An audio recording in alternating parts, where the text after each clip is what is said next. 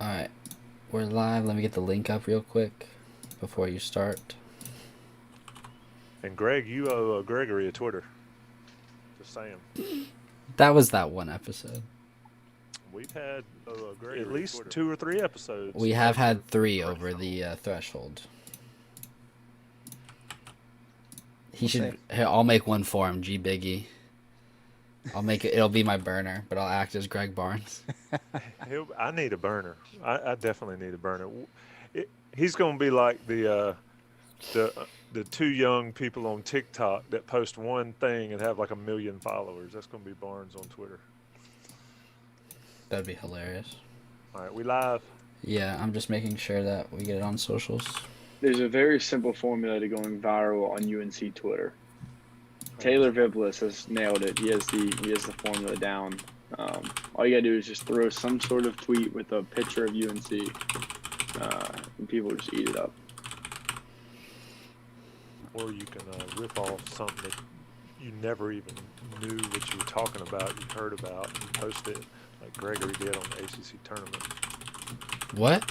You never saw an AV cart in your Oh, life like okay. Shut up. Yes, I did. with a tube TV.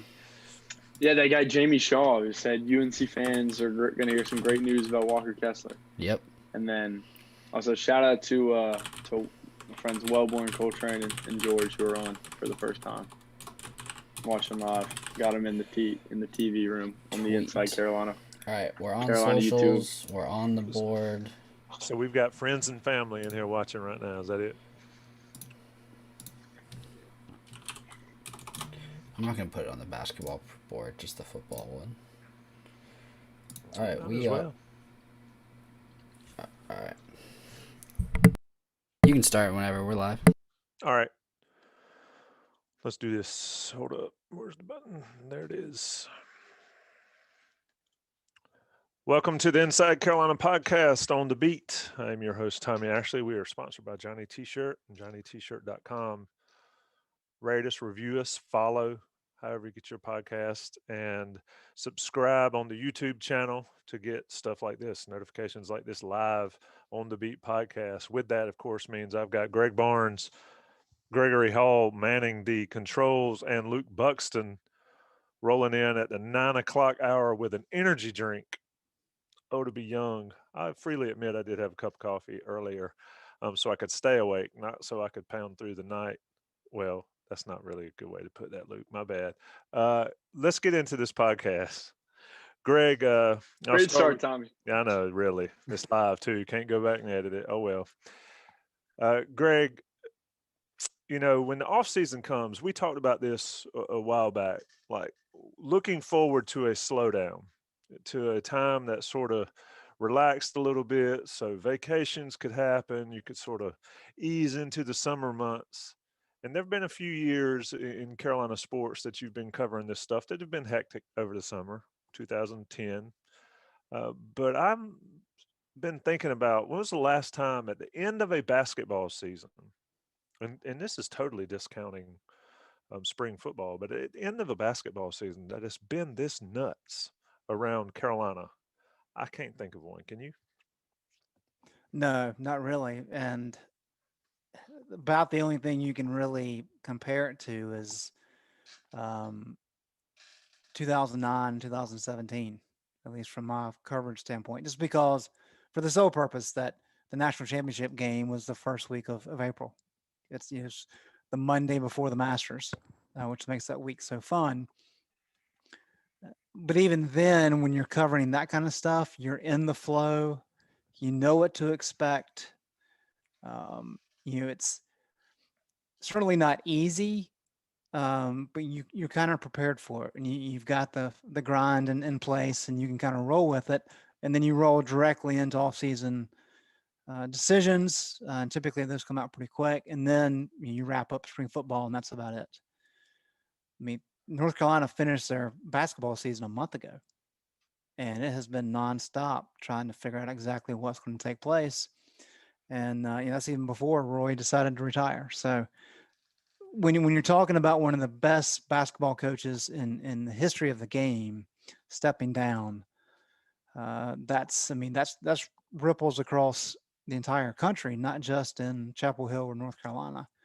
And so, yeah, when you add in all these other components and coaching search and a roster shakeup and transfer portal and all these different things on top of the expectations on the football side of things and kind of what they're trying to do. Yeah, it's been chaotic, and I think we still have a little bit more time to go. At least spring football game is 11 days away, and so I think at least the next 2 weeks are going to continue to be pretty jam packed. Yeah, it's crazy. I mean, Buck always likes to say there is no off season inside Carolina. That is that is certainly the case this year. It is just beyond crazy. I think about what life was without social media, and you think about how the Kessler deal would have been without social media, or about the transfer portal and all this stuff. It is a nonstop rollover 24-hour news cycle, and you guys have been at the wheel trying to drive down whatever roads go. Luke, I'll come into you first. I usually go to Gregory after Greg, but I saw you on the football field with Taylor Vipolis talking about football. How has it been covering Inside Carolina from your standpoint, or covering Carolina for Inside Carolina from your standpoint these last months? Well, these last 3.5, 4 weeks.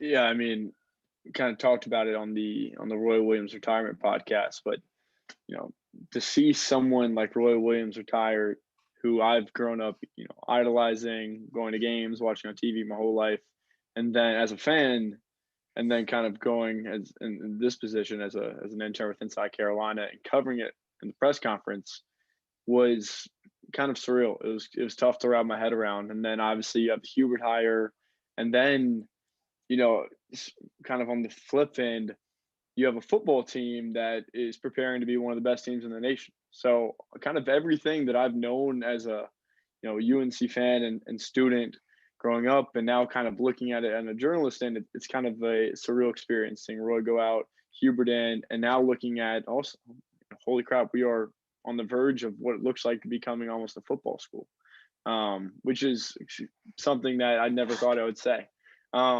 It's been, to answer the initial question you asked, it's been the most exciting time. COVID has kind of been tough with us being on all these Zooms conferences and having to watch the games on TV, and then coming up with some sort of analysis. Being able to be at Roy Williams' press conference, getting to look him in the eyes, see his emotions, seeing kind of the players in the back, observing that, and then being at football, getting to kind of see the guys up close, talk to the people after practice. It's kind of been a very reassuring feeling of why we love doing this job. And it's exciting. There's no place better to do it than Carolina. There's not many places where you get to cover a Hall of Fame coach's retirement, and then get to welcome in the number 2 best 3-point percentage player in the NBA as the new head coach, and then also interview a Hall of Famer after you watch the team practice to has high expectations to be a top 10 team in the nation. So kind of all those different feelings. It's been a peculiar but also very exciting time to be in this job at this special place. Luke, I'm sure Mac Brown has pairs of pants that are older than you and I. Easily. I mean, Tommy, I'm older than Gregory. You have a pair of pants that's older than 22 years old, Tommy? I'm pretty sure I do. That you could still fit in? Yeah, man. Hadn't you paid attention to these podcasts and the live show before? Boy, don't make me come over there. And I do know where you live now, so I'm gonna put the headset down and come busting through the door. Gregory's getting too comfortable being on Zoom. When we get in person, really. We can't be saying those things anymore, Gregory. What's the Mike Tommy's Tyson quote? Yeah, Mike Tyson said folks get too comfortable with saying whatever they want without getting punched in the face. Come on, Gregory. Look, let's be serious. You came on the Inside Carolina live show, Gregory, and I thought, how would you grade his performance, Tommy? I thought it was. I was throwing in play-by-play. I know, and folks were like, keep him on there. We don't need to hear y'all talk. Just play-by-play from the spring game. I mean, how you feel about that? Look at the look on your face. You're like blown away. You did great. It was great. I was answering. Joey would ask me a question. I'd be mid-sentence. And I'd be like, Look at that pass from Criswell, 50 yards deep down the field. J.J. Jones, like I was Woody Durham out there. Like, what are we doing? Ben was asking me what more I wanted to do. I gotta be like play by play, like put me on the air, right? Like He's coming for your job, Jones. Watch out. Yeah, really. Dave Nathan, you better watch out. We got Gregory Hall coming rolling in. No, and you, Gregory, you've been covering the baseball team, and like I told you, I was texting last night, night before last. It's like a little league it was game. literally last night. It was Little League. You mentioned social media at the baseball game last night. I was next to Pat James, who started his thing covering the baseball team, and it was right when the Walker Kessler news broke, and I just kind of tilted my phone to the left and showed him the Auburn logo, whatnot, and then I had a buddy of mine come over who's an IC subscriber, and he was like, I saw a orange and blue thing out of the corner of my eye, he knew I was over there, and he was like, what was that? And I was like, oh, it was Walker Kessler to Auburn. And like that's how fast, like he had no idea, he didn't know he knew following premium stuff, he knew it was supposed to come soon, but it literally just me like tilting my phone to the left and seeing the AU logo, he was like no way, and then came over and was like, is that for real, kind of thing.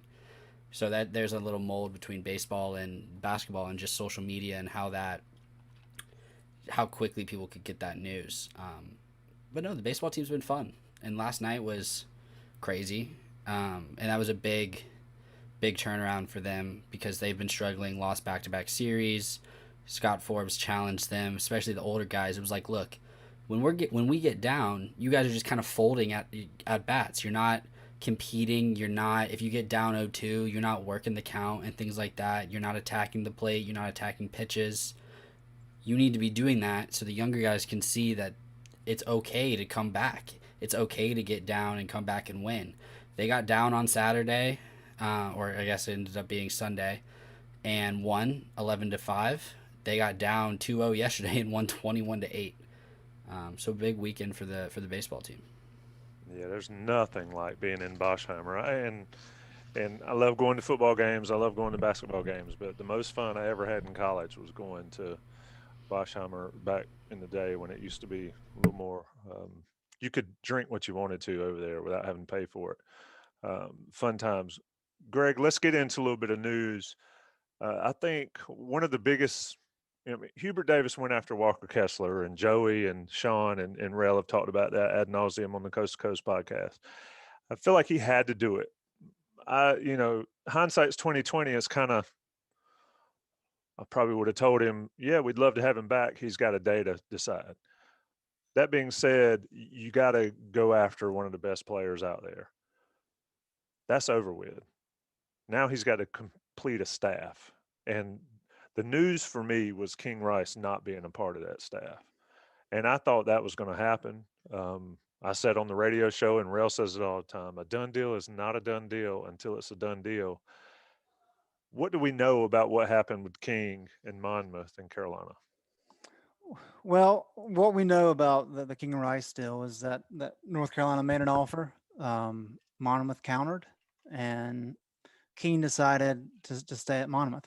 Now, here's where things get tricky, is because people say, North Carolina should have offered more money. North Carolina had a very good offer in place. And when you look at kind of what King Rice was making as a head coach compared to what UNC's assistants were making, pretty even playing field there. And so when you're talking about, and I don't know exactly what Monmouth countered with, but if it's in a legitimate range, right? At what point does your decision become not about money? And I would assume in this situation, there's a lot of emotion involved. I mean, we saw what King Rice did when he came to North Carolina a couple years ago with Monmouth and played, or his team played, and he spoke to us after that game. It's one of the most emotional post-game speeches you're ever going to see. So you knew right then how much North Carolina means to him. And so what was the issue there? And for me, when you consider that King Rice and Hubert were teammates at Carolina, it really just probably became a matter of, does he want to take a step back from a head coaching job to a lead assistant? And I mean, until we actually talk to King Rice, we're not going to know that the full answer. That's kind of how I viewed it. It wasn't a money thing as much as it was just, probably some reluctance on his part about, do I want to take a step back? And you mentioned Walker Kessler as well. Not the start that Hubert Davis wanted as North Carolina's basketball coach. If you're going to go out in your introductory press conference and you're going to swing for the fences and you're going to make your first recruiting pitch publicly for the whole world to see, you better nail it. And he didn't. Walker Kessler was going to Auburn. And then you make the comments about really wanting Carolina guys on your staff. I have to imagine at that point in time, he probably thought that King Rice was going to join him. And let's be clear here. If King Rice joins his staff, I mean, it really doesn't matter who you get as the other two assistants. I mean, that's a home run. And I've been of the opinion that if you're going to have Hubert Davis as your head coach, at least initially, you've got to have somebody with experience beside him to help out. That's just a critical aspect. I mean, he's only been an assistant coach for a few years. He's never been a head coach other than the JV team. And so when you make some proclamations like that in your introductory press conference, and two of those big recruiting pitches don't land, that's not the start you want. And so as you say, it's hindsight's 2020, but he's got some ground to make up. He needs to make some good moves here. Armando Bacot just became the biggest recruit on the planet for Hubert, and that's probably out of his hands. It's really going to come down to what NBA scouts tell Armando. That's not a Hubert thing. That's what we knew about Armando, when he came to North Carolina. So, a difficult start, but plenty of time to make corrections.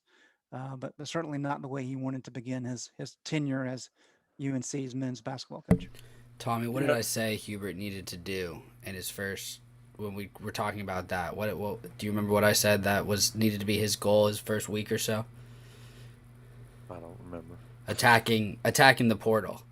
Oh, yeah. I said absolutely. Walker first because everyone was saying get Walker back. Well, he didn't get Walker. He got Justin McCoy, who I think is a testament of the type of player and type of system that Hubert wants. And then he reached out to that Creighton kid and offered him a scholarship, another guy who wants to be a stretch. I think if he can get those types of players consistently and soon, then I think it's okay. And because the Walker deal, a lot more went into it than just getting him back to UNC, because we mentioned social media. I mean, the amount of backlash he got for leaving and then coming back, as just a whole, I think that would have been too much for him regardless of system. But to Greg's point, Hubert needed to get that because it was a worldwide recruiting pitch, which we never see, much less in this day and age with the transfer portal. So, yeah. I just wanted to throw that in there before you moved on. No, I'm going to stay here for a second. You're right about the portal. And, I see a lot of people fretting that they're not deeper into the portal at the moment. And I don't want to even go to, this is Sherelle's ballpark here. But there's how many, 1,100 kids in the portal? Players in the portal right now? 1,250. I mean, surely there's a few guys that can be what Carolina would need, right? That the goal is to find them and to get them to Chapel Hill. And I'm not necessarily sure that Kessler accomplished that goal, but he had to go after him. He had to do what he had to do. Here's my thought, Greg, and Luke, I want you to comment, but I want to ask Greg this first. When Mack Brown was hired, and this is Mack Hall of Fame Brown was hired, we based, or a lot of people, I didn't, but a lot of people based whether or not the hire of Mack was good completely dependent on what staff he had. And now we're talking about Hubert Davis trying to fill out a staff and missing out. I mean, the pressure is immense on this guy, is it not, Greg? Or is it? Absolutely it is. Absolutely it is. He had a lot of power kind of and support behind him from the Carolina family. And as we've talked about on this podcast, by going this route, fans, whether they want to or not, are going to have to give him some grace. They're going to have to allow him to learn on the job because he has never had a job like this before, nothing close. And so there's going to be ups and downs, and it's going to be more than just 1 year. This is not a guy, just because of his experience or lack thereof as a coach, who's going to be the best he's going to be even next year or maybe in the year after. Maybe in 5 years he's an elite guy. Maybe sooner than that. I know a lot of people are saying, he could be like Juwan Howard. Yep, he could. But there's a reason Juwan Howard's such a big story. It's because it's rare that happens. And so the thing with Mack Brown, obviously we know he's a Hall of Fame coach. We know that he knows how to do it. The issue there was things fell apart and he kind of lost his way a little bit at the end of Texas. And then he was out of the business for 5 years. So the concern was, okay, he hadn't been